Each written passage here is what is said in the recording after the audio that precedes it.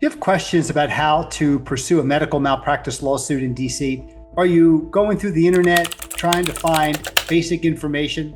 There's so much information out there, and I do these videos because I want to provide you with straight, concise information to answer your questions about medical malpractice. Because the reality is, you've never done this before.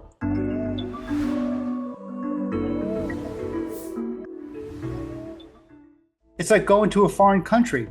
You don't speak the language. You've never been involved in something like this. You don't know what the rules are, and you don't know who to trust. So hopefully after you watch this video, I'm going to be able to answer your questions about bringing a medical malpractice lawsuit in DC. And I hope that I do that in such a sincere way that if you do have a question, you call me and I'm going to leave my contact information below. So in DC, it's a little bit different than Maryland. I'm also licensed to practice in Maryland, and I've done videos about how to bring a medical malpractice case in Maryland, but this is going to focus on DC because it's a little bit different. The similarities are that any case starts with you calling and talking to a lawyer. And when you call, you're going to speak to me. I'm going to listen to your story. I'm going to give you the time to tell everything about your story that you want me to know. I'm not going to interrupt you. I'm going to listen very closely.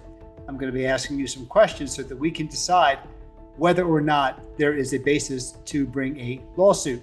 And if we decide that there is a basis, the next step is we're going to obtain all the medical records. And we do that for you. Some lawyers have you go out and get medical records yourself. We don't do that. Why? You've paid us to do this job, so we're not going to make you run around to different hospitals and get medical records. It's very time consuming and it's extremely expensive.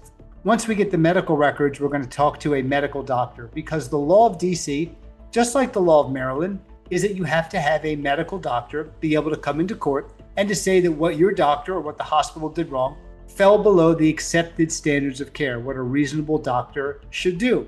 And you really can't move forward until you have those doctors who are willing to come to court. Now, unlike Maryland, there's a step in DC that's different. In Maryland, you can bring your lawsuit with an affidavit from the expert and you can file right away. But that's not the case in DC. In DC, you have to give the other side notice. It's called a notice of intention to bring a lawsuit. And that notice has to be a written notice sent to the doctor or to the hospital. And that gives them time to evaluate the case to decide whether they would like to maybe settle or go into mediation and not have full-blown litigation. Now, if you don't take this crucial step, you won't be able to continue with your case. You must do this. So that's a little bit different than what we have in Maryland. Once that period of time is over, and let's say the other side says, we don't want to settle, we want to go through a full-blown lawsuit.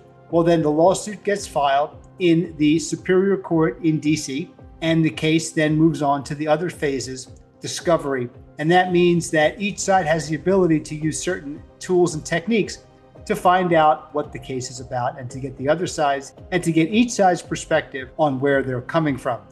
And then the case will proceed either to a trial or to a settlement. So that's very similar in Maryland, and I'm sure it's the same in a lot of states. But the difference in DC is that a lawyer has to file this intention to file a lawsuit before actually bringing the lawsuit in court. So again, I hope you found all this information valuable.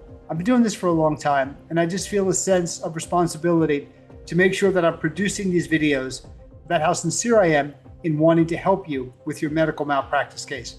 You can reach me at my website at frankspectorlaw.com. That's frankspectorlaw.com. There are contact forms that you can fill out. When you hit that submit button, that information will be directed to me and I will call you back personally. There's also phone numbers on each page of the website that you can call and I will speak with you personally. Hope you found this information valuable. Again, I'm so glad that you watched this video. Please hit that like and subscribe button so that you can take advantage of all of my free videos. I've done so many videos on topics of medical malpractice that I hope will be valuable for you. Take care. I look forward to seeing you soon.